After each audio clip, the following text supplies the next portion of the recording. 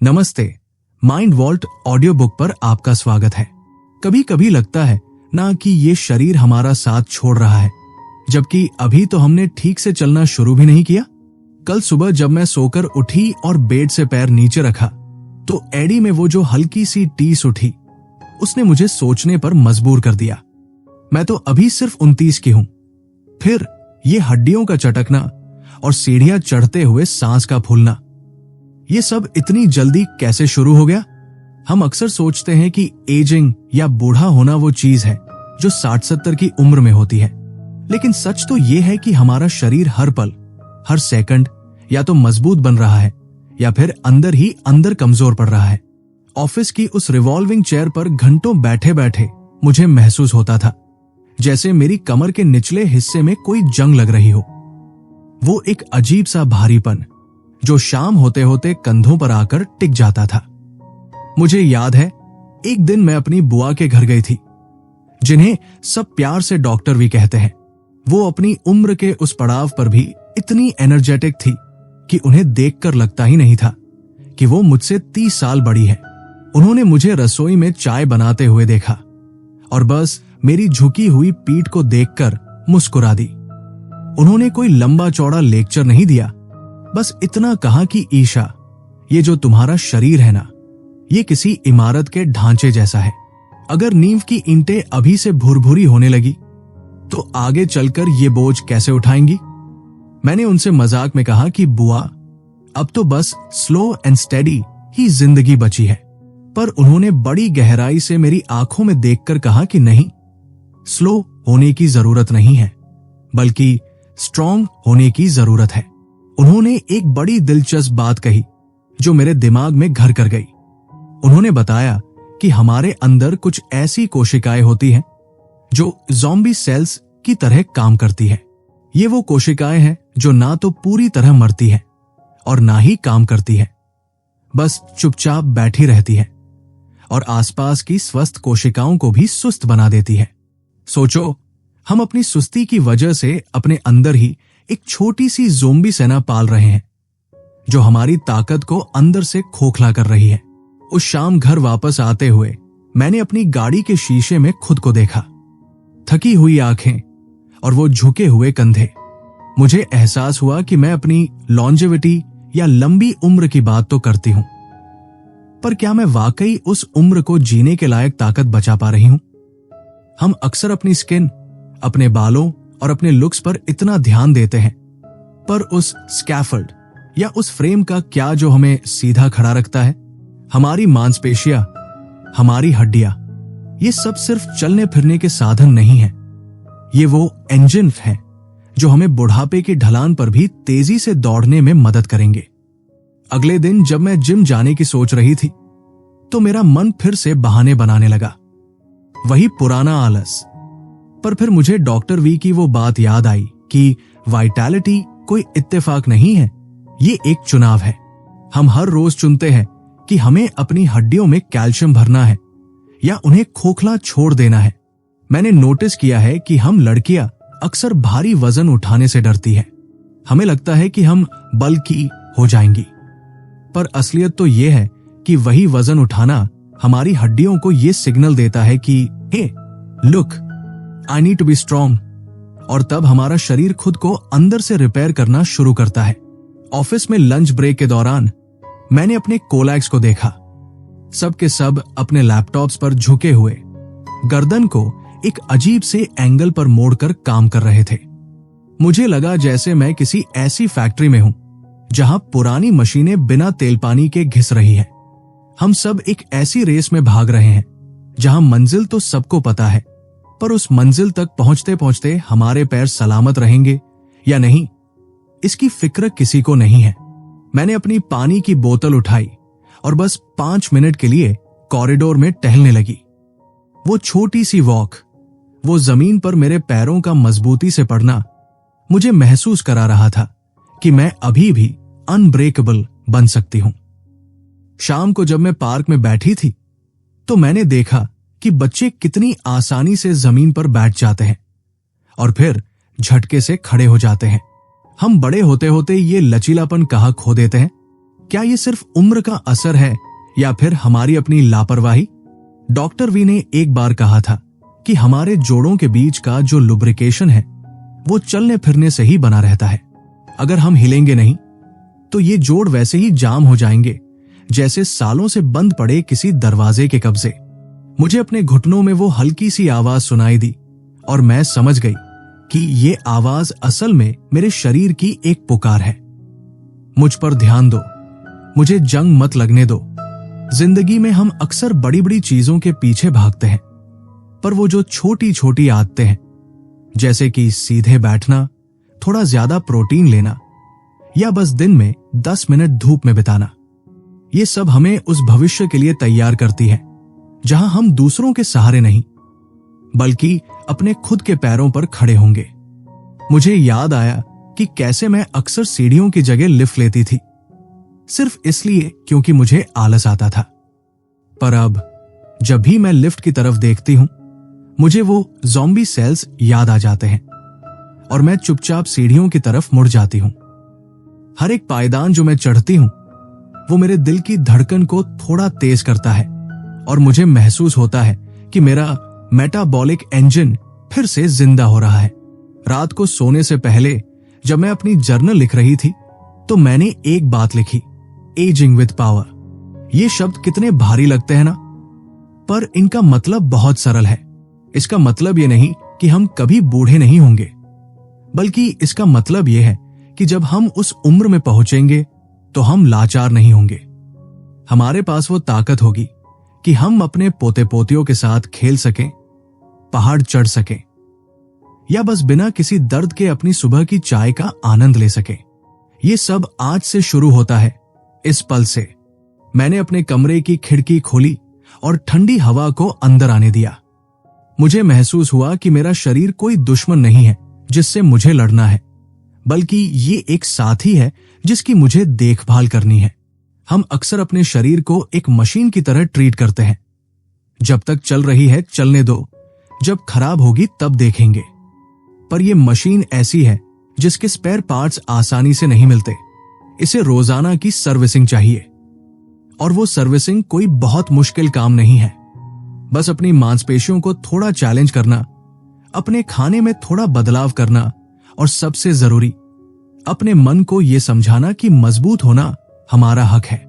कल सुबह जब अलार्म बजेगा तो मैं फिर से वही कशमकश महसूस करूंगी, रजाई की गर्माहट और बाहर की मेहनत के बीच की वो जंग।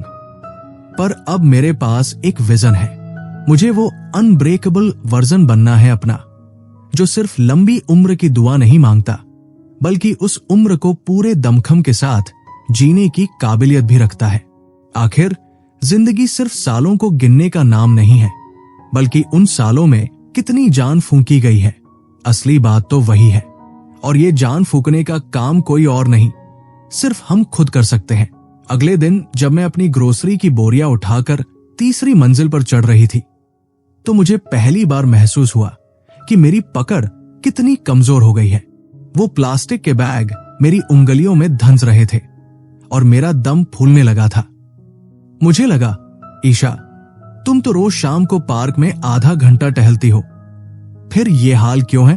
तब मुझे डॉक्टर वी की वो बात याद आई जो उन्होंने लीन मसल मास के बारे में कही थी। हम अक्सर वजन कम करने के चक्कर में अपनी उन मांसपेशियों को भी खो देते हैं जो हमें असल में सहारा देती है। मैंने उन बैग्स को जमीन पर रखा और अपनी हथेलियों को देखा जो लाल पड़ गई थी।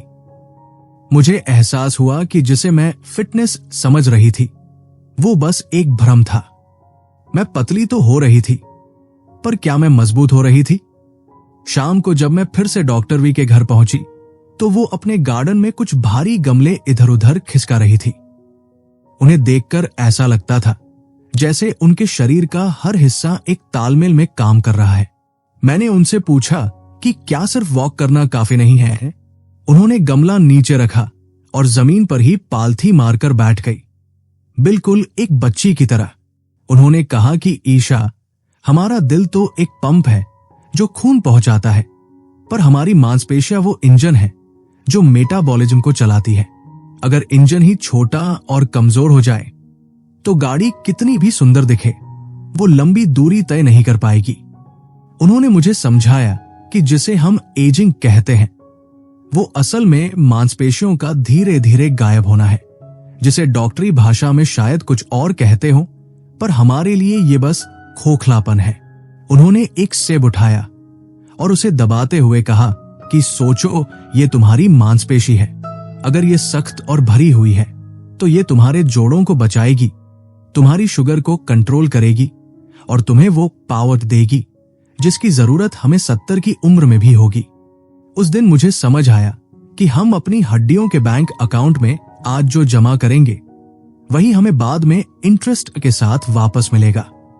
हम अक्सर सोचते हैं कि रेजिस्टेंस ट्रेनिंग या वजन उठाना सिर्फ पहलवानों का काम है, पर सच तो ये है कि ये हर उस इंसान की जरूरत है जो अपनी आजादी को बचाए रखना चाहता है। मैंने डॉक्टर वी से पूछा कि शुरुआत कैसे करूं? उन्होंने बस इतना कहा कि अपने शरीर को चैलेंज करना सीखो। अगर तुम सिर्फ वो कर रही हो जो तुम्हें आसान लगता है तो तुम बदल नहीं रही हो, बस गुजारा कर रही हो। उस रात मुझे नींद नहीं आई। मैं अपने खाने के बारे में सोचने लगी। हम क्या खाते हैं, इसका सीधा असर हमारी बोन डेंसिटी और मसल हेल्थ पर पड़ता है। मुझे याद आया कि मेरा लंच अक्सर सिर्फ एक सैंडविच या थोड़ा सा पास्ता होता था।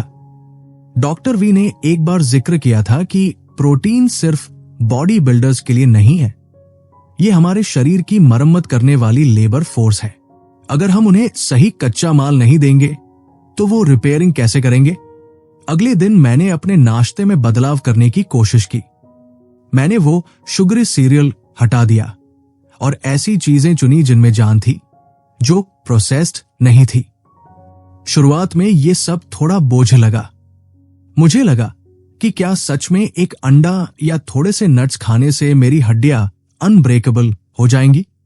पर फिर मुझे वो इन्फ्लेमेशन का ख्याल आया, वो अंदरूनी सूजन जो गलत खाने से हमारे शरीर में फैलती है और हमारे जोड़ों को सुस्त बना देती है। मैंने नोटिस किया कि जब मैं बहुत ज्यादा चीनी या मैदा खाती थी तो अगले दिन मेरे घुटनों में एक अजीब सी भारीपन महसूस होती थी। डॉक्टर वी इसे साइलेंट फायर कहती है।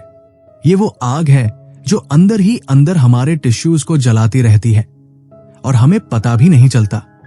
हमें लगता है कि हम बस थक गए हैं, पर असल में हमारा शरीर उस गलत ईंधन से लड़ रहा होता है जो हमने उसे दिया है। एक हफ्ते बाद मैंने पहली बार जिम की दहलीज पर कदम रखा। वहां की मशीनों और भारी वजन को देखकर मेरा दिल बैठने लगा। मुझे लगा कि मैं यहां बिल्कुल आउट ऑफ प्लेस हूं। पर फिर मैंने उस स्कैफोल्ड के बारे में सोचा। मैंने अपनी आंखें बंद की और अपनी रीढ़ की हड्डी को महसूस किया। मुझे उसे सीधा और मजबूत रखना था। मैंने सबसे छोटे डंबल उठाए, वो भी मुझे भारी लग रहे थे, पर जैसे ही मैंने पहला स्क्वाट किया, मुझे महसूस हुआ कि मेरा शरीर कांप रहा है। वो कप्पी हार की नहीं थी, वो जागने की निशानी थी। मेरी मांसपेशियां जैसे मुझसे कह रही थी कि शुक्र है, तुमने हमें याद तो किया। ऑफिस में अब मैं अपनी डेस्क पर बैठने के तरीके को लेकर बहुत सजग हो गई थी। हर एक घंटे बाद मैं उठती और थोड़ा स्ट्रेच करती। मेरे साथ वाले लोग मुझे अजीब नजरों से देखते, पर मुझे फर्क नहीं पड़ता था। मुझे पता था कि मैं उस ज़ॉम्बी स्टेट से बाहर निकल रही हूं। मुझे महसूस होने लगा था कि मेरी चाल में अब एक अलग तरह का बैलेंस आ रहा है। संतुलन सिर्फ गिरने से बचने के लिए नहीं है, ये इस बात का सबूत है कि आपका दिमाग और आपकी मांसपेशियां एक दूसरे की भाषा समझ रहे हैं। डॉक्टर वी ने मुझे एक छोटी सी बैलेंस टेस्ट करने को कहा था। एक पैर पर खड़े होकर अपनी आंखें बंद करना। पहली बार में मैं 2 सेकंड भी नहीं टिक पाई। वो एक बड़ा वेकअप कॉल था। मेरा नर्वस सिस्टम और मेरा ढांचा आपस में बात ही नहीं कर रहे थे। धीरे धीरे मैंने अपनी जिंदगी में छोटे छोटे बदलाव किए। लिफ्ट की जगह सीढ़ियां और ऑफिस कैंटीन के समोसे की जगह घर से लाया हुआ भुना हुआ चना। ये सब सुनने में बहुत क्लीशे लगता है, पर जब आप इसे एक लॉन्जेविटी के नजरिए से देखते हैं तो हर छोटी चीज एक बड़े मिशन का हिस्सा लगने लगती है। मुझे याद है एक शाम मैं बहुत थक गई थी और मेरा मन था कि बस सोफे पर लेटकर टीवी देखूं। पर फिर मुझे डॉक्टर वी की वो आवाज याद आई, मूवमेंट इज मेडिसिन। मैंने अपने जूते पहने और बाहर निकल गई। उस दिन मैंने तेज नहीं दौड़ना चाहा, बस अपनी धड़कन को उस जोन 2 फीट में रखा जहां मैं आराम से बात कर सकूं, पर फिर भी मेरा शरीर मेहनत कर रहा हो। इसे डॉक्टर वी एरोबिक बेस कहती है। ये वो बुनियाद है जिस पर हमारी सेहत की पूरी इमारत खड़ी होती है। घर लौटते समय मैंने एक बूढ़ी महिला को देखा जो हाथ में छड़ी लिए बहुत मुश्किल से चल रही थी। उन्हें देखकर दुख नहीं हुआ, बल्कि एक जिम्मेदारी का एहसास हुआ। क्या मैं 30 साल बाद वैसी ही होना चाहती हूं? या मैं वो महिला बनना चाहती हूं जो 80 की उम्र में भी अपनी पीठ पर बैकपैक लाद कर दुनिया घूम सके? चुनाव मेरा था और मैं हर रोज वो चुनाव कर रही थी। मुझे महसूस होने लगा था कि मेरी हड्डियों के अंदर एक नई जान आ रही है। वो जो एडी की टीस थी वो अब गायब होने लगी थी। शायद मेरे शरीर की वो साइलेंट फायर अब शांत हो रही थी। डॉक्टर भी कहती है कि हमें अपनी सेहत के लिए सीईओ बनना होगा। हमें किसी डॉक्टर या किसी कोच के भरोसे नहीं बैठना चाहिए कि वो आकर हमारी जिंदगी बदल देंगे। हमें खुद अपनी रिपोर्ट कार्ड पढ़नी होगी। अपनी नींद, अपना तनाव, अपना खाना और अपनी हरकतें, ये सब हमारे हाथ में है। मैंने अपनी जर्नल में लिखा कि I am not just ageing, I am evolving. ये सिर्फ शब्दों का खेल नहीं था, ये एक गहरी भावना थी जो मेरे अंदर घर कर रही थी। मुझे लगने लगा था कि मेरी हड्डियां अब पत्थर की नहीं, बल्कि फौलाद की बन रही है। ऐसी फौलाद जो लचीली भी है और अटूट भी। इस सफर में सबसे बड़ी चुनौती मेरा अपना दिमाग था। वो पुराना लेजी वर्जन जो बार बार कहता था कि कल कर लेंगे, पर अब मेरे पास एक बड़ा वाइड था। मुझे वो अनब्रेकेबल ताकत चाहिए थी जो सिर्फ जिम में नहीं, बल्कि जिंदगी की हर मुश्किल घड़ी में मेरा साथ दे। जब भी मैं भारी वजन उठाती, मुझे लगता जैसे मैं अपनी पुरानी कमजोरियों को ऊपर उठा रही हूं और उन्हें हवा में फेंक रही हूं। हर एक रैप के साथ मैं खुद को फिर से परिभाषित कर रही थी। मुझे अब वो बल्कि होने का डर नहीं था, मुझे फ्रेजाइल होने का डर था। और उस डर को मैंने अपनी सबसे बड़ी ताकत बना लिया था। जिम जाने के 3रे हफ्ते की बात है जब मुझे पहली बार महसूस हुआ कि मेरा शरीर अब सिर्फ एक ढांचा नहीं रह गया है, बल्कि वो मुझसे बात करने लगा है। लेकिन एक शाम ऐसी आई जब ऑफिस का काम पहाड़ की तरह मेरे सामने खड़ा था। डेडलाइन का दबाव इतना था कि मैं रात के 2 बजे तक लैपटॉप के सामने बैठी रही। अगले दिन जब मैं उठी तो मेरा सिर इतना भारी था कि मुझे लगा जैसे मेरा दिमाग किसी गहरे कोहरे में फंस गया है, जिसे हम अक्सर ब्रेन फॉग कहते हैं। वो उस दिन मेरे लिए महज एक शब्द नहीं, बल्कि एक कड़वा एहसास था। मुझे लगा कि क्या हुआ अगर मैं रोज वर्कआउट कर रही हूं और अच्छा खा रही हूं। अगर मेरी एक रात की नींद खराब होती है तो सब कुछ बिखर क्यों जाता है। उस दिन जिम में मैंने सबसे हल्का डंबल उठाने की कोशिश की, पर वो मुझे किसी पत्थर की तरह भारी लगा। मुझे समझ नहीं आ रहा था कि कल तक जो चीज आसान थी, आज वो इतनी मुश्किल क्यों लग रही है। शाम को जब मैं डॉक्टर वी के पास पहुंची तो उन्होंने मेरी सूजी हुई आंखों और धीमी चाल को देखकर ही सब भांप लिया। उन्होंने मुझे अपने पास बिठाया और बहुत प्यार से कहा, ईशा, तुम अपने शरीर को एक स्प्रिंट की तरह दौड़ा रही हो, जबकि ये एक मैराथन है। उन्होंने मुझे एक बहुत गहरी बात समझाई जिसे वो दी ग्रेट डिस्कनेक्ट कहती है। हम अक्सर अपने दिमाग और अपने शरीर को 2 अलग चीजें समझते हैं। हमें लगता है कि हम अपने दिमाग से कुछ भी करवा सकते हैं, चाहे शरीर कितना भी थका हो। पर हकीकत यह है कि हमारा दिमाग और हमारी मांसपेशियां एक ही टीम का हिस्सा है। अगर टीम का एक खिलाड़ी थका हुआ है तो पूरी टीम हार जाएगी। उन्होंने समझाया कि नींद कोई ऐशो आराम की चीज नहीं है, बल्कि ये वो समय है जब हमारा शरीर उन ज़ॉम्बी सेल्स की सफाई करता है और हमारी मांसपेशियों में नई जान फूंकता है।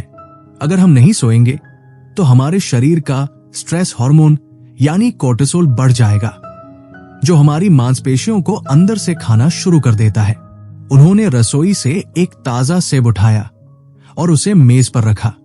उन्होंने कहा कि सोचो, ये सेब तुम्हारी मेटाबॉलिक हेल्थ है। अगर तुम इसे सही समय पर खाती हो और सही तरीके से पचती हो तो ये तुम्हें ऊर्जा देगा। पर अगर तुम्हारा मेटाबॉलिज्म सुस्त है तो यही सेब तुम्हारे शरीर में इन्फ्लेमेशन या सूजन पैदा कर सकता है। उन्होंने मुझे इंसुलिन सेंसिटिविटी के बारे में बताया, बिना किसी मुश्किल डॉक्टरी शब्द के। उन्होंने बस इतना कहा कि हमारी मांसपेशियां हमारे शरीर का सबसे बड़ा सिंक है, जहां सारा एक्स्ट्रा ग्लूकोज जाकर जमा होता है। अगर हमारी मसल्स मजबूत और एक्टिव है तो हमारा शरीर शुगर को बहुत आसानी से हैंडल कर लेता है। पर अगर हम हिलते डुलते नहीं तो वो शुगर हमारे खून में घूमती रहती है और हमारे जोड़ों और नसों में साइलेंट फायर की तरह जलन पैदा करती है। उस पल मुझे एहसास हुआ कि मेरा वो लेट नाइट पिज्जा और अधूरी नींद मेरे शरीर के साथ क्या कर रहे थे। डॉक्टर वी ने फिर मुझे एक नया चैलेंज दिया। उन्होंने कहा कि अब तक तुम स्ट्रेंथ पर काम कर रही थी, यानी धीरे धीरे वजन उठाना, पर अब तुम्हें पावर की जरूरत है। मुझे लगा पावर और स्ट्रेंथ तो एक ही बात है, पर उन्होंने मुस्कुराते हुए कहा कि नहीं, स्ट्रेंथ है किसी भारी चीज को उठाना, पर पावर है उसे तेजी से और झटके से उठाना। उन्होंने मुझे अपने आंगन में ले जाकर पंजे के बल हल्का सा कूदने को कहा। पहली बार में मुझे डर लगा। मेरे दिमाग में वो पुरानी आवाज गूंजी, ईशा संभल के, कहीं घुटना ना चटक जाए। पर उन्होंने मेरा हाथ पकड़ा और कहा कि अगर तुम आज नहीं कूदोगी तो 60 की उम्र में तुम्हारा शरीर एक्सप्लोसिव मूवमेंट पूरी तरह भूल जाएगा। जब हम तेजी से मूव करते हैं तो हमारे फास्ट ट्विच मसल फाइबर्स जाग जाते हैं। ये वही फाइबर्स हैं जो हमें गिरने से बचाते हैं और हमें फुर्तीला रखते हैं। मैंने जब वो पहली छोटी सी जंप लगाई तो मुझे अपने पैरों में एक अजीब सी बिजली दौड़ती महसूस हुई। वो डर जो सालों से मेरे मन में बैठा था कि मैं फ्रेजाइल हूं, वो एक पल में टूट गया। मुझे समझ आया कि अनब्रेकेबल होने का मतलब ये नहीं कि आपको कभी थकान नहीं होगी, बल्कि इसका मतलब यह है कि आपकी रेजिलियंस या वापस उठने की ताकत इतनी ज्यादा है कि कोई भी थकान आपको तोड़ नहीं सकती। डॉक्टर वी ने मुझे बताया कि हमारी हड्डियों को मजबूत रखने के लिए सिर्फ कैल्शियम और विटामिन डी काफी नहीं है, बल्कि उन पर इम्पैक्ट पड़ना जरूरी है। जब हम कूदते हैं या वजन उठाते हैं तो हमारी हड्डियां ये सिग्नल पकड़ती है कि उन्हें और सघन और मजबूत होना है। ये बिल्कुल वैसा ही है जैसे किसी सड़क पर जब भारी गाड़ियां चलती है तो उसे और मजबूत बनाया जाता है। उस रात मैं जल्दी सो गई। मैंने अपने फोन को कमरे से बाहर रखा और अंधेरे में शांति से लेटी रही। मुझे महसूस हो रहा था कि मेरी मांसपेशियां उस वर्कआउट के बाद खुद को रिपेयर कर रही है। मैंने अपने दिल की धड़कन को सुना और मुझे पहली बार अपने शरीर पर गर्व महसूस हुआ। मैं अब उस रेस का हिस्सा नहीं थी जहां मुझे किसी और से बेहतर दिखना था।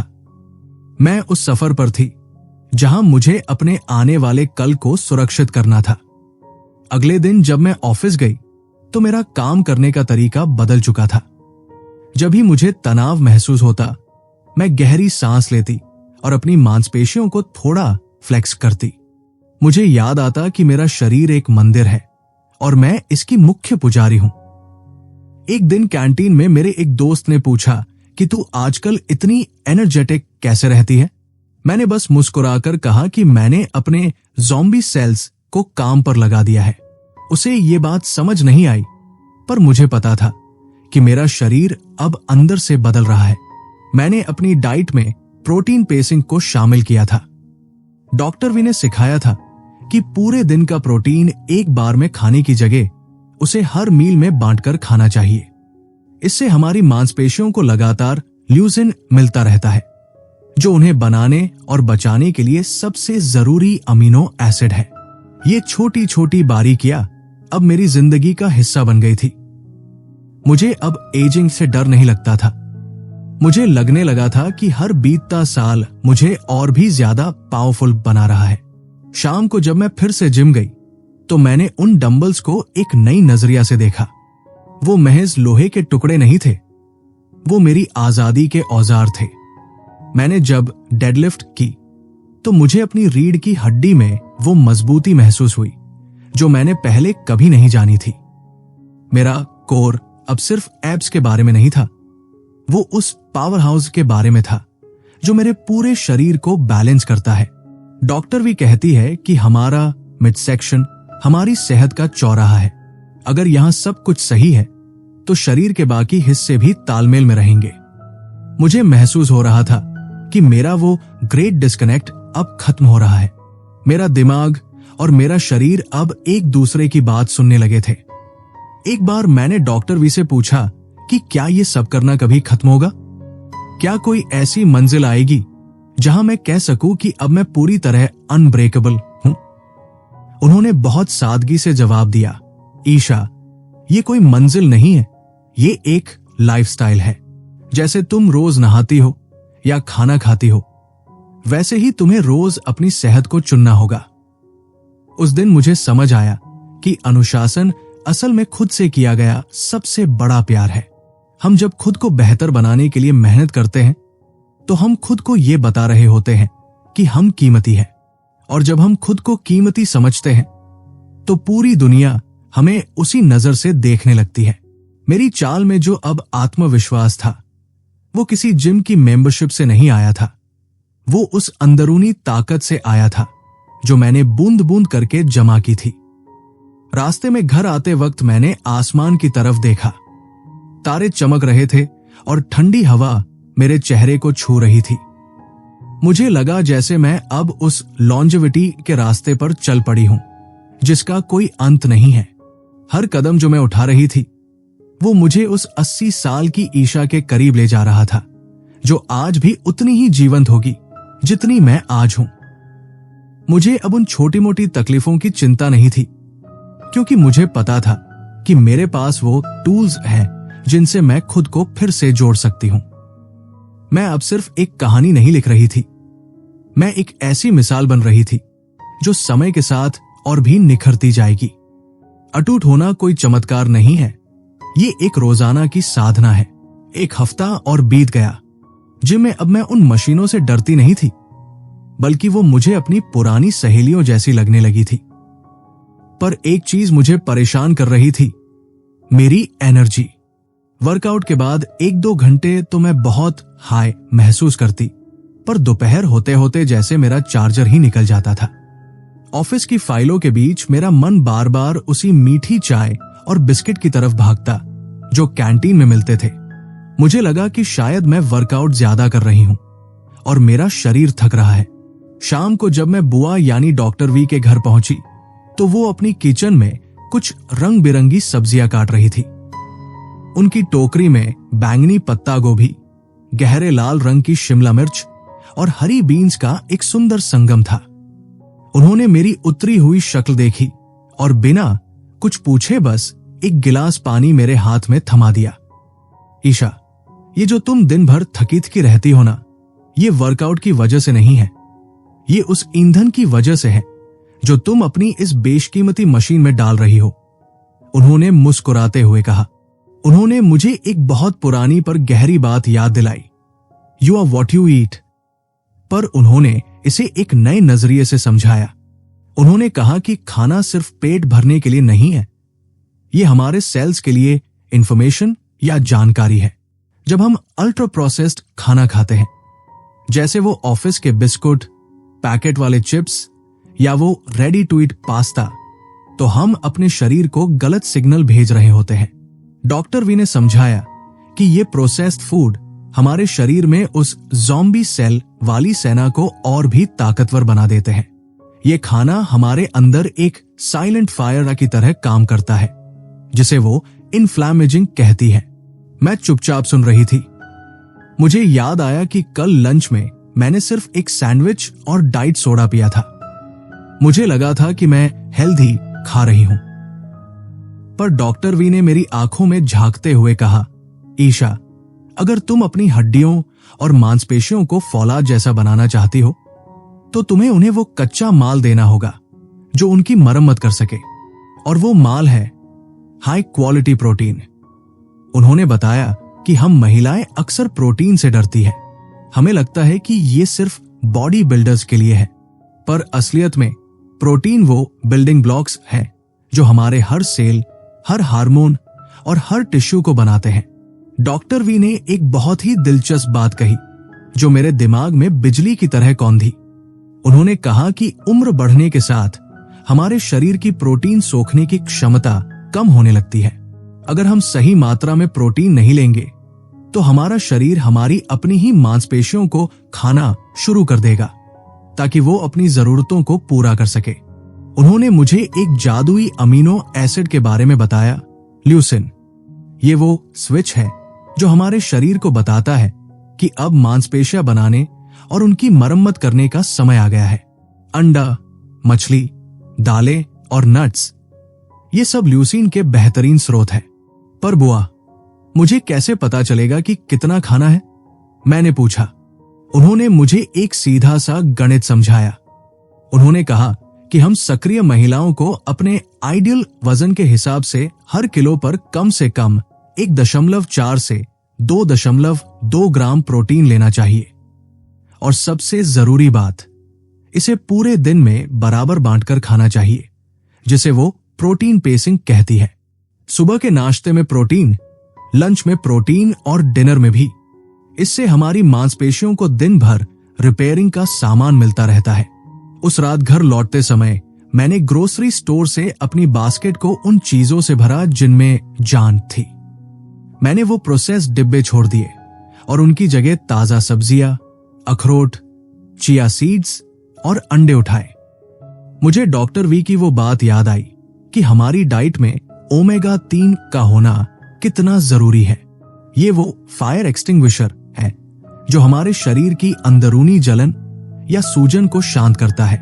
अगले दिन जब मैं उठी तो मैंने अपना अनब्रेकेबल नाश्ता बनाया। मैंने महसूस किया कि जब मैंने मीठे सीरियल्स की जगह प्रोटीन और फाइबर वाली चीजें खाई तो ऑफिस में मेरा दिमाग ज्यादा शार्प चल रहा था। वो दोपहर वाली सुस्ती गायब थी। डॉक्टर वी ने मुझे हाइड्रेशन के बारे में भी एक अनूठा फार्मूला सिखाया था। उन्होंने कहा कि सिर्फ प्यास लगने पर पानी पीना काफी नहीं है। उन्होंने मुझे अपना वजन पाउंड्स में लेकर उसे 0.5 से मल्टीप्लाई करने को कहा और फिर उसमें वो पानी जोड़ना सिखाया जो हम रात को सोते समय और वर्कआउट के दौरान पसीने के रूप में खो देते हैं। ये छोटी सी गणना मेरे लिए एक बड़ा खुलासा थी। मैं तो आधा पानी भी नहीं पी रही थी जितना मेरे शरीर को चाहिए था। एक शाम जब मैं फिर से डॉक्टर वी के साथ बैठी थी तो हमने कार्बोहाइड्रेट्स पर बात की। उन्होंने हंसते हुए कहा कि कार्ब्स कोई विलेन नहीं है, पर हमें उन्हें समझदारी से चुनना होगा। उन्होंने मुझे रिफाइंड कार्ब्स और कॉम्प्लेक्स कार्ब्स के बीच का फर्क समझाया। सफेद चावल और मैदे की जगह ब्राउन राइस, ओट्स और क्विनोआ जैसे फाइब्रस अनाज हमारे शरीर को वो स्लो बर्निंग फ्यूल देते हैं जिसकी हमें जरूरत है। उन्होंने मुझे एक और चैलेंज दिया, दिन में 9 बार अलग अलग रंगों की फल और सब्जियां खाना। 9 बार सुनने में बहुत ज्यादा लगता है, पर जब आप इसे सलाद, स्मूदी और सूप के रूप में लेते हैं तो ये मुमकिन हो जाता है। डॉक्टर वी का मानना है कि हम महिलाएं अक्सर अपने शरीर को छोटा करने की कोशिश में उसे कुपोषित कर देती है। हम कम कैलोरी खाने के चक्कर में वो जरूरी पोषक तत्व खो देती है जो हमें पावरफुल बनाते हैं। उन्होंने मुझे अपनी मैक्रोस कैलकुलेट करना सिखाया, यानी कितना प्रोटीन, कितने कार्ब्स और कितना फैट। ये कोई बोरिंग डाइटिंग नहीं थी, बल्कि ये अपने शरीर की केमिस्ट्री को समझने का एक तरीका था। मुझे समझ आया कि जब मैं सही ईंधन डालती हूं तो मेरा शरीर सिर्फ वजन कम नहीं करता, बल्कि वो अंदर से रिकम्पोज होता है। मांसपेशियां बढ़ती है और चर्बी धीरे धीरे पिघलने लगती है। ऑफिस की कैंटीन में अब मेरा नजरिया बदल गया था। जब मेरे कोलैग्स वो तली भुनी चीजें खा रहे होते, मैं अपना घर से लाया हुआ रेनबो सैलड और प्रोटीन वाला खाना मजे से खाती। मुझे अब वो फियर ऑफ मिसिंग आउट नहीं होता था, क्योंकि मुझे पता था कि मेरा खाना मुझे उस भविष्य के लिए तैयार कर रहा है जहां मैं अनब्रेकेबल हूं। मुझे महसूस हो रहा था कि मेरी त्वचा में एक नई चमक आ रही है और मेरा मूड पहले से कहीं ज्यादा स्थिर है। डॉक्टर भी कहती है कि हमारा गट माइक्रोबायोम यानी हमारे पेट के अंदर रहने वाले करोड़ों बैक्टीरिया हमारे दिमाग और हमारे मूड को कंट्रोल करते हैं। जब हम उन्हें फाइबर और अच्छा खाना देते हैं तो वो हमारे लिए हैप्पी हार्मोन्स बनाते हैं। जिंदगी में हम अक्सर शॉर्टकट्स ढूंढते हैं, कोई जादुई गोली या कोई सप्लीमेंट जो रातों रात हमें बदल दे। पर डॉक्टर वी ने मुझे सिखाया कि असली जादू उन माइक्रो इन्वेस्टमेंट्स में है जो हम हर रोज अपनी प्लेट पर करते हैं। सप्लीमेंट्स सिर्फ उन गड्ढों को भरने के लिए हैं जो हमारी डाइट छोड़ देती है, वो डाइट की जगह नहीं ले सकते। विटामिन डी, B12 और मैग्नीशियम ये सब जरूरी है, पर इनकी नींव एक अच्छी खुराक ही होनी चाहिए। उस रात जब मैं सोने गई तो मुझे एक अजीब सी शांति महसूस हुई। मेरा शरीर अब मुझसे शिकायत नहीं कर रहा था, बल्कि वो मेरा शुक्रिया अदा कर रहा था। मुझे एहसास हुआ कि नरिशमेंट का मतलब सिर्फ पेट भरना नहीं है, बल्कि अपने अस्तित्व के हर सेल को सम्मान देना है। मैं अब सिर्फ एक उम्र की तरफ नहीं बढ़ रही थी, मैं अपनी शक्ति की तरफ बढ़ रही थी। हर कौर जो मैं ले रही थी वो मेरी उस अनब्रेकेबल कहानी का एक शब्द था जो मैं खुद लिख रही थी। एक दिन शाम को जब मैं ऑफिस से घर लौट रही थी तो मुझे महसूस हुआ कि मेरा शरीर तो मजबूत हो रहा है, पर मेरा दिमाग अभी भी वही पुराने बोझ तले दबा हुआ है। जिम में भारी वजन उठाना अब मुझे डराता नहीं था और मेरी प्लेट में अब वो रेनबो और प्रोटीन की जुगलबंदी भी सजी रहती थी।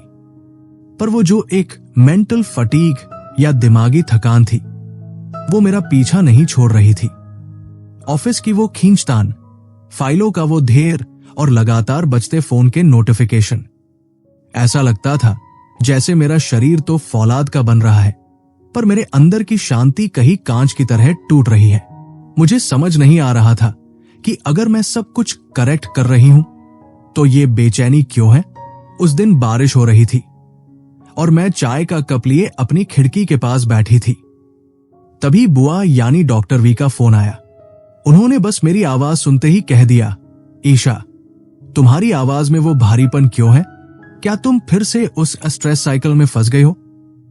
मैंने उन्हें अपनी उलझन बताई कि कैसे मैं शारीरिक रूप से तो फिट महसूस कर रही हूं, पर मानसिक रूप से बहुत थकी हुई हूं। उन्होंने एक बहुत गहरी बात कही जो मेरे लिए बिल्कुल नई थी। उन्होंने कहा कि ईशा, तुम जिस अनब्रेकेबल शरीर की बात कर रही हो उसकी एक अदृश्य नींव भी है, और वो है तुम्हारे हार्मोन्स और तुम्हारा स्ट्रेस रिस्पॉन्स। डॉक्टर वी ने मुझे समझाया कि जिसे हम अक्सर सिर्फ टेंशन कहकर टाल देते हैं, वो असल में हमारे शरीर के अंदर एक रासायनिक तूफान है। उन्होंने कॉर्टिसोल का जिक्र किया, जिसे वो दी मसल थीफ या मांसपेशियों का चोर कहती है। जब हम बहुत ज्यादा तनाव में होते हैं तो हमारा शरीर उस फाइट और फ्लाइट मोड में चला जाता है, जहां उसे लगता है कि कोई खतरा है। इस स्थिति में हमारा शरीर अपनी ही मांसपेशियों को तोड़कर ऊर्जा बनाने लगता है। सोचो, एक तरफ मैं जिम में पसीना बहाकर मसल्स बना रही थी और दूसरी तरफ मेरा तनाव चुपचाप उन्हें अंदर से चुरा रहा था। यह सुनकर मुझे धक्का लगा। हम अक्सर सोचते हैं कि तनाव सिर्फ दिमाग का खेल है, पर यह तो सीधे सीधे हमारी हड्डियों और मांसपेशियों की सेहत पर हमला करता है। उन्होंने मुझे हार्मोनल सिम्फनी के बारे में बताया। उन्होंने कहा कि हमारे शरीर में हार्मोन किसी ऑर्केस्ट्रा की तरह काम करते हैं। अगर एक भी साज बेसुरा हुआ तो पूरी धुन बिगड़ जाती है। उन्होंने खास तौर पर एस्ट्रोजन की बात की, जो हम महिलाओं के लिए किसी कवच से कम नहीं है। ये सिर्फ रिप्रोडक्शन के लिए नहीं है, बल्कि ये हमारी हड्डियों को डेंस रखने और हमारी मांसपेशियों को सपल या लचीला बनाए रखने में मदद करता है। उन्होंने आगाह किया कि भले ही मैं अभी सिर्फ 29 की हूं, पर मैं आज जो तनाव पाल रही हूं और जैसी लाइफस्टाइल जी रही हूं, वो तय करेगा कि आने वाले 20-30 सालों में मेरा ये हार्मोनल बैलेंस कैसा रहेगा। डॉक्टर वी ने मुझे एक्टिव स्टिलनेस का एक नया मंत्र दिया। उन्होंने कहा कि जिस तरह हम अपनी मांसपेशियों को ट्रेन करते हैं, वैसे ही हमें अपने नर्वस सिस्टम को भी ट्रेन करना होगा ताकि वो उस तनाव के तूफान को शांत कर सके। उन्होंने मुझे डिजिटल सनसेट का सुझाव दिया, यानी सोने से कम 1 घंटा पहले अपने फोन और लैपटॉप को पूरी तरह अलविदा कह देना। मुझे याद आया कि कैसे मैं रात को बिस्तर पर लेटकर भी ऑफिस के ईमेल चेक करती थी। वो जो फोन की नीली रोशनी थी, वो मेरे शरीर को ये गलत संदेश दे रही थी कि अभी दिन है, और इस वजह से मेरा मेलेटोनिन यानी नींद का हार्मोन बढ़ ही नहीं पा रहा था। अगले कुछ दिनों में मैंने एक छोटा सा प्रयोग किया। मैंने तय किया कि रात के 9 बजे के बाद मेरा फोन एयरप्लेन मोड पर रहेगा। शुरुआत में यह बहुत मुश्किल था। मुझे लग रहा था कि शायद मैं कुछ बहुत जरूरी मिस कर रही हूं, पर धीरे धीरे उस शांति में मुझे खुद की आवाज सुनाई देने लगी। मैंने सोने से पहले गहरी सांस लेने की प्रैक्टिस शुरू की। डॉक्टर वी ने मुझे सिखाया था कि जब हम पेट से गहरी सांस लेते हैं तो हम अपने वेगस नर्व को यह सिग्नल भेजते हैं कि सब ठीक है, अब तुम आराम कर सकते हो। और वाकई उस छोटी सी आदत ने मेरी नींद की क्वालिटी को बदल दिया। जब हम सोते हैं तो हमारा शरीर सिर्फ सोता नहीं है, बल्कि वो एक नाइट शिफ्ट पर काम कर रहा होता है। डॉक्टर वी ने बताया था कि नींद के दौरान हमारा ग्लिम्फेटिक सिस्टम चालू हो जाता है, जो हमारे दिमाग की सफाई करता है और उन ज़ॉम्बी सेल्स के कचरे को बाहर निकालता है। मुझे अब समझ आ रहा था कि क्यों अधूरी नींद के बाद मुझे ब्रेन फॉग महसूस होता था। मेरा दिमाग साफ ही नहीं हो पा रहा था। मैंने अपनी नींद को एक नॉन नेगोशिएबल यानी एक ऐसी चीज बना लिया जिससे कोई समझौता नहीं हो सकता। 10:15 बजते मैं बिस्तर पर होती थी और 7-8 घंटे की वो गहरी नींद मुझे सुबह एक नई ऊर्जा के साथ उठाती थी। पर सिर्फ नींद और हार्मोन ही काफी नहीं थे। डॉक्टर वी ने मुझे सोशल लॉन्जेविटी के बारे में भी एक बड़ी मजेदार बात बताई। उन्होंने कहा कि हम इंसान अकेले रहने के लिए नहीं बने हैं। जब हम अपनों के साथ होते हैं, हंसते हैं या बस किसी दोस्त के साथ टहलते हैं, तो हमारा शरीर ऑक्सीटोसिन रिलीज करता है। ये कडल हार्मोन हमारे तनाव को कम करता है और हमारे दिल की धड़कन को स्थिर करता है। मैंने नोटिस किया कि जिम जाने की होड़ में मैंने अपने दोस्तों से मिलना लगभग छोड़ ही दिया था। मैंने अपनी एक पुरानी सहेली जो काफी समय से मिलने को कह रही थी, उसे फोन किया। हमने तय किया कि हम कैफे में बैठने के बजाय पार्क में एक वॉक एंड टॉक करेंगे। वो शाम बहुत यादगार थी। हमने चलते चलते पुरानी बातें की, खूब हंसे और अपनी मुश्किलों को एक दूसरे के साथ साझा किया। मुझे महसूस हुआ कि मेरा वो अनब्रेकेबल बनने का सफर सिर्फ मेरे अकेले का नहीं होना चाहिए। जब हमारे पास एक कम्युनिटी या एक सहारा देने वाला ग्रुप होता है तो हमारी उम्र जीने की इच्छा और भी बढ़ जाती है। डॉक्टर भी कहती है कि अकेलापन सिगरेट पीने से भी ज्यादा खतरनाक हो सकता है। उस दिन मुझे समझ आया कि मेरी सेहत का मतलब सिर्फ मेरे बाइसेप्स का साइज नहीं है, बल्कि मेरे रिश्तों की गहराई भी है। धीरे धीरे मेरी जिंदगी में एक लय आने लगी थी। अब मैं जब जिम में भारी वजन उठाती तो मेरा मन शांत रहता था। मुझे पता था कि मैं अपनी मांसपेशियों को सिर्फ ताकत नहीं दे रही हूं, बल्कि मैं अपने तनाव को भी हैंडल करना सीख रही हूं। मैंने एक्टिव रिकवरी के महत्व को समझा। जिस दिन मैं बहुत थक जाती, उस दिन मैं जिम नहीं जाती थी। इसके बजाय मैं थोड़ा सा योग करती या बस अपने बगीचे में काम करती। डॉक्टर वी ने सिखाया था कि रिकवरी भी ट्रेनिंग का ही एक हिस्सा है। अगर हम अपने शरीर को मरम्मत का समय नहीं देंगे तो वो फौलाद बनने के बजाय कांच की तरह चटक जाएगा। एक दिन ऑफिस में एक बहुत बड़ा प्रेजेंटेशन था।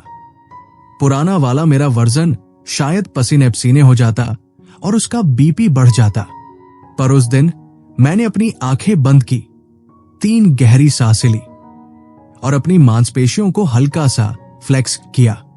मुझे वो पावर महसूस हुई जो मैंने पिछले हफ्तों में कमाई थी। मेरा दिमाग अब कोहरे में नहीं था, वो बिल्कुल साफ था। मैंने अपनी बात बहुत आत्मविश्वास के साथ रखी। प्रेजेंटेशन के बाद मेरे बॉस ने भी मेरी तारीफ की। मुझे एहसास हुआ कि जब हम अपने शरीर के अंदर की केमिस्ट्री को समझ लेते हैं तो बाहर की कोई भी परिस्थिति हमें हिला नहीं सकती। रात को जब मैं अपनी बालकनी में खड़ी थी तो मैंने महसूस किया कि मैं अब वो पुरानी ईशा नहीं हूं जो हर छोटी बात पर टूट जाती थी। मैं अब अपनी हड्डियों में मजबूती महसूस कर सकती थी, अपने दिमाग में स्पष्टता देख सकती थी और अपने दिल में एक शांत सुकून पा सकती थी। डॉक्टर वी की वो बातें, वो प्रोटीन पेसिंग, वो जोन 2 ट्रेनिंग, वो हार्मोनल बैलेंस और वो सोशल कनेक्शन, ये सब अब महज शब्द नहीं थे, ये मेरी नई पहचान बन चुके थे। मुझे अब एजिंग यानी बूढ़ा होने का डर नहीं था। मुझे लग रहा था कि मैं तो अभी खिलना शुरू हुई हूं। डॉक्टर वी ने एक बार कहा था कि being unbreakable is not about never failing, it's about being built so well that you bounce back every single time. मुझे लग रहा था कि मेरी वो रेजिलियंस या वापस उठने की ताकत अब 7वें आसमान पर है। मैंने अपनी डायरी में लिखा, आज मैं सिर्फ अपनी उम्र नहीं जी रही, मैं अपनी शक्ति को जी रही हूं। और ये शक्ति किसी बाहरी चीज से नहीं आई थी, ये उन छोटे छोटे फैसलों से आई थी जो मैंने हर रोज किए थे। सोने का फैसला, सही खाने का फैसला और सबसे बढ़कर खुद को प्यार करने का फैसला। 6 हफ्ते बीत चुके थे और अगर मैं पीछे मुड़कर देखूं तो मुझे अपनी ही पुरानी तस्वीर किसी धुंधली फिल्म की तरह लगती है। वो ईशा जो सुबह उठते ही सबसे पहले अपने जोड़ों का दर्द चेक करती थी, अब कहीं पीछे छूट गई थी। आज जब मैं सुबह की सैर के लिए निकली तो हवा में एक अलग ही ताजगी थी। मेरे कदम जमीन पर इतने मजबूती से पड़ रहे थे कि मुझे खुद पर यकीन नहीं हो रहा था। वो जो अनब्रेकेबल होने का सफर मैंने शुरू किया था, वो अब सिर्फ एक लक्ष्य नहीं रह गया था, बल्कि मेरी रूह का हिस्सा बन चुका था। मुझे याद है वो पहला दिन जब मैंने एक छोटा सा डंबल उठाया था और मेरे हाथ कांप रहे थे, और आज मैं अपनी पूरी स्ट्रेंथ और पावर के साथ दुनिया का सामना करने को तैयार थी। रास्ते में मुझे फिर से वही बूढ़ी महिला मिली जिन्हें मैंने कुछ हफ्ते पहले देखा था, पर इस बार मैंने उन्हें सिर्फ सहानुभूति की नजरों से नहीं देखा, बल्कि मैंने उनके पास जाकर बस एक प्यारी सी मुस्कुराहट दी। मुझे समझ आ गया था कि उम्र का बढ़ना कोई सजा नहीं है, बल्कि ये एक मौका है खुद को फिर से गढ़ने का। डॉक्टर वी के घर जब मैं उस दिन आखिरी बार मिली तो वो अपने बगीचे में लगे उन पुराने पेड़ों को देख रही थी जो सालों से वैसे ही खड़े थे, मजबूत, अडिग और शांत। उन्होंने मुझे देखकर कहा, ईशा, देख रही हो इन पेड़ों को? इनकी टहनियां भले ही हवा में झूमती हो, पर इनकी जड़ें बहुत गहराई तक धंसी हुई है। यही राज है इनके कभी न टूटने का। उन्होंने मुझे समझाया कि हमने इन 6 हफ्तों में जो कुछ भी किया, वो रेजिस्टेंस ट्रेनिंग, वो प्रोटीन पेसिंग, वो ज़ॉम्बी सेल्स की सफाई, ये सब असल में हमारी जड़ों को गहरा करने का तरीका था। उन्होंने एक बहुत खूबसूरत बात कही कि लॉन्जेविटी का मतलब सिर्फ ज्यादा साल जीना नहीं है, बल्कि उन सालों में वाइटैलिटी या जीवंतता को बचाए रखना है।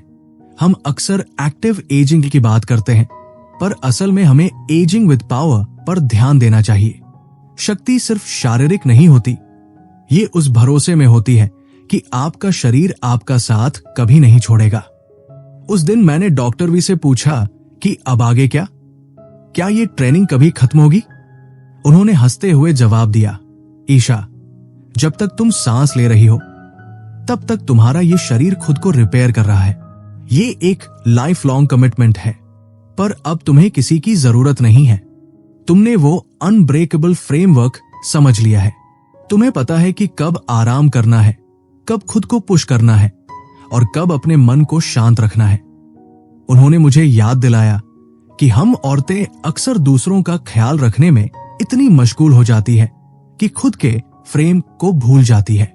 पर अगर फ्रेम ही मजबूत नहीं होगा तो हम किसी और का सहारा कैसे बनेंगे? मुझे एहसास हुआ कि मेरा मजबूत होना स्वार्थ नहीं है, बल्कि ये मेरी जिम्मेदारी है, खुद के प्रति और उन लोगों के प्रति जिन्हें मैं प्यार करती हूं।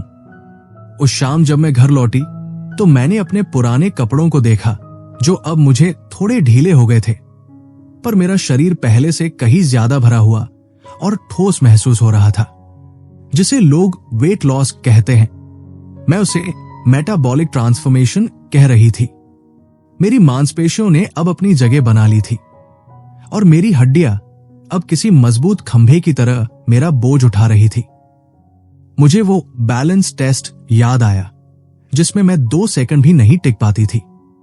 मैंने अपनी आंखें बंद की, एक पैर पर खड़ी हुई और खुद को स्थिर महसूस किया। वो संतुलन सिर्फ मेरे पैरों में नहीं था, वो मेरे पूरे वजूद में आ चुका था। अब मुझे गिरने का या चोट लगने का वो अनजाना डर नहीं सताता था।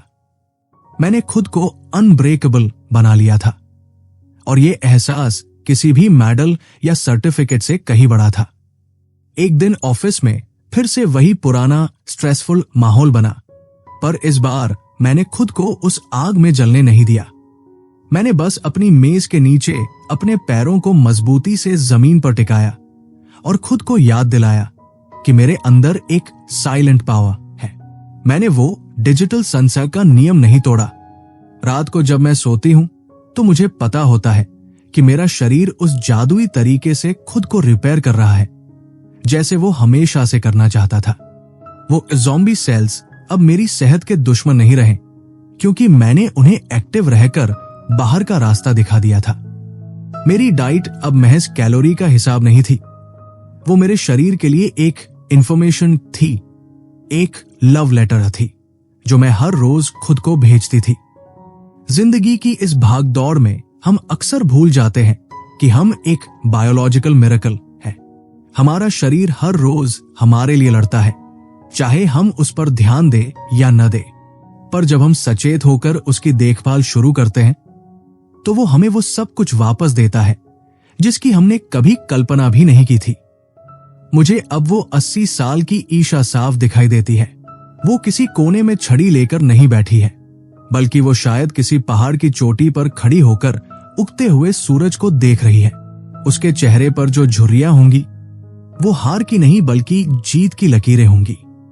वो अनब्रेकेबल होगी क्योंकि उसने अपनी नींव आज रखी थी। डॉक्टर वी ने मुझे एक छोटी सी डिबिया दी थी जिसमें कुछ बीज थे। उन्होंने कहा था, ईशा, इन्हें बोना और देखना कि कैसे एक छोटा सा बीज मिट्टी का सीना चीरकर बाहर निकलता है। वो बीज कमजोर नहीं होता, उसमें एक्सप्लोसिव पावर होती है। वही पावर तुम्हारे अंदर भी है। मैंने उन बीजों को अपने गमले में बो दिया है और हर रोज जब मैं उन्हें पानी देती हूं मुझे अपनी खुद की ग्रोथ का एहसास होता है। बदलाव रातों रात नहीं आता, पर जब आता है तो वो पूरी दुनिया को बदल देता है। मेरी चाल, मेरी बात करने का अंदाजा, यहां तक कि मेरी हंसी में भी अब वो खनक थी जो सालों पहले कहीं खो गई थी।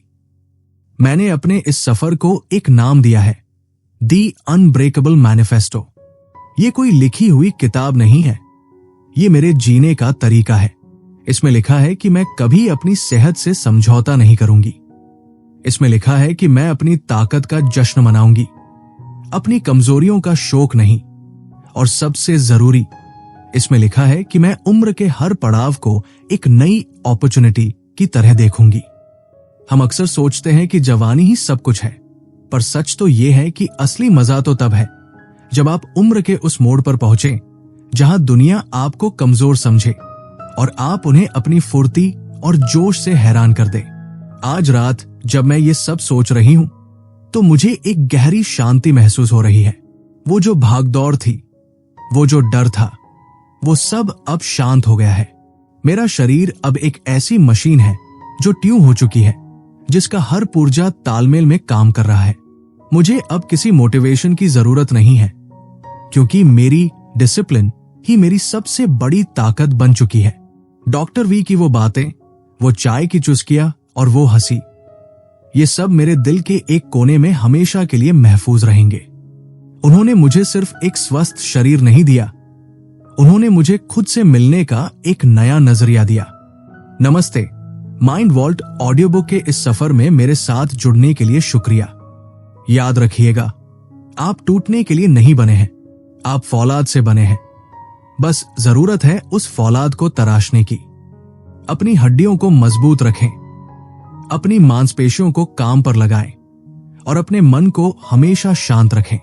जिंदगी एक लंबी यात्रा है और मैं चाहती हूं कि आप इस यात्रा को किसी थके हुए मुसाफिर की तरह नहीं, बल्कि एक अनब्रेकेबल योद्धा की तरह तय करें। अपना ख्याल रखें, सही खाएं और हमेशा याद रखें कि आप अपनी शक्ति के मालिक खुद हैं।